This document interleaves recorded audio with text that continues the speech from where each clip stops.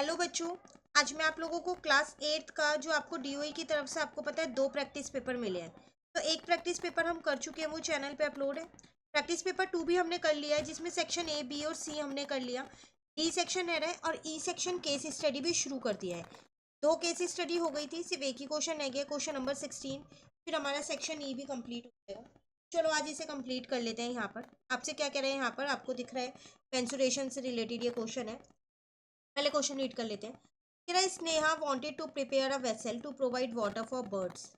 She found a flexible black colored plastic regular sheet 44 into 15 centimeter. She rolled it along its length and joined the two opposite ends using a tape. She wanted to have a circular base for this cylinder and search for another sheet. She found a square sheet 15 into 15 centimeter.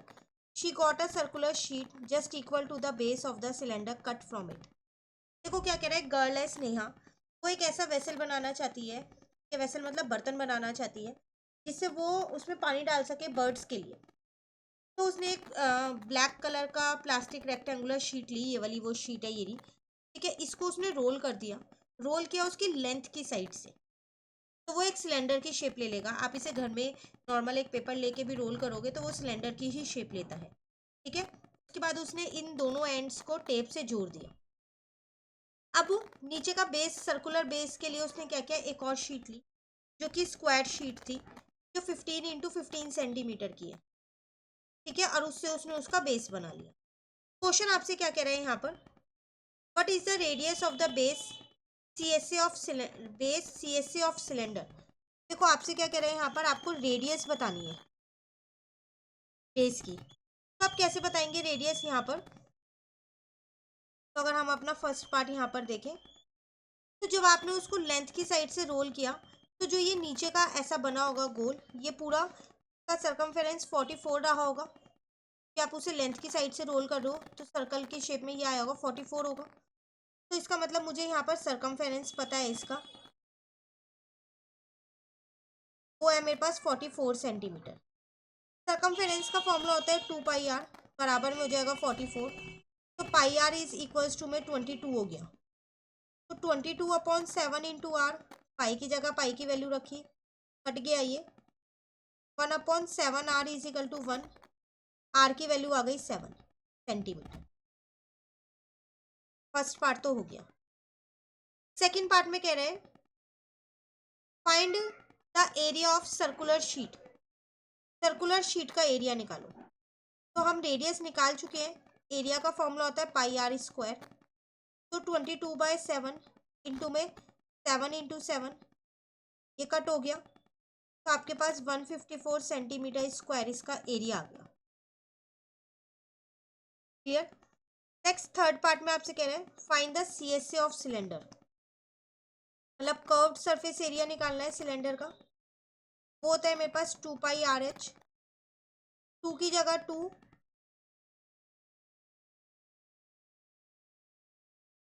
पाई की जगह पाई की value, are 7 है। अब बात आती है H क्या लेंगे यहाँ पर, मुझे एच भी तो चाहिए यहाँ पर, है ना। या फिर आप डायरेक्ट भी निकाल सकते हो कर्व्ड सरफेस एरिया, क्योंकि आपने इससे बनाया है पूरा सिलेंडर, है ना, इसी से तो बनाया है। तो जितना इसका एरिया होगा उतना ही तो होगा इसका कर्व्ड सरफेस एरिया। अब नहीं तो आप यहाँ पर एच लोगे, तो आप एच भी ले सकते हो। एच आपके पास यहाँ 15 होगी, क्यों, क्योंकि आपने उसको लेंथ की साइड से रोल किया है, इसीलिए दोनों से सेम ही आएगा आंसर। ये कट हो गया, तो 44 इंटू में 15 आ गया, तो आंसर आ गया 660 सेंटीमीटर स्क्वायर। क्लियर है। ये नहीं आता तो चॉइस में एक और क्वेश्चन दिया है, what volume of water can be store in a cylinder. मतलब आपको वॉल्यूम फाइंड करनी है, तो सीधा सीधा आप वॉल्यूम का ही फॉर्मूला लगाओगे, जो कि होता है पाई आर स्क्वायर एच। पाई की जगह पाई की वैल्यू, आर की जगह आर की वैल्यू, एच की जगह एच की वैल्यू। 7 से 7 तो कट हो चुका है, तो 22 इंटू में 7 होगा 154, इंटू में 15 कर देंगे, ठीक है। तो आपके पास कितना आ जाएगा, 2310 सेंटीमीटर क्यूब। और आपसे यहाँ पर कह रहा था वाटर कितना स्टोर किया जाएगा। नॉर्मली वाटर जो है ना वो लीटर में निकाला जाता है, तो हम वो भी निकाल सकते हैं। 1 मिलीलीटर में 1 सेंटीमीटर क्यूब होते हैं। 1 मिलीलीटर में 1 सेंटीमीटर क्यूब होता है, तो इसको लीटर में कन्वर्ट करोगे तो 2310 लीटर ही तो आएगा। आएगा नहीं आएगा? तो ये था आपके पास क्वेश्चन। क्लियर? तो केस स्टडी कंप्लीट, ये सेक्शन पूरा कंप्लीट हो गया है। एक डी सेक्शन रह गया है, नेक्स्ट क्लास में उसको शुरू कर देंगे। कहीं डाउट लगे कमेंट करके ज़रूर पूछना। वीडियो अच्छी लगे लाइक ज़रूर करना, फ्रेंड्स के साथ इन वीडियोस को ज़रूर शेयर करना।